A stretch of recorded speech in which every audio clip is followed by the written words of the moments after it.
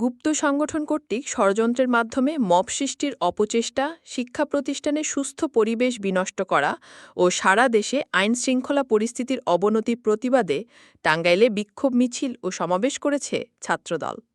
সোমবার ১৪ জুলাই দুপুরে কেন্দ্রীয় কর্মসূচির অংশ হিসেবে শহরের শহীদ স্মৃতি পৌর উদ্যান থেকে জেলা ছাত্রদলের উদ্যোগে বিক্ষোভ মিছিল বের হয়।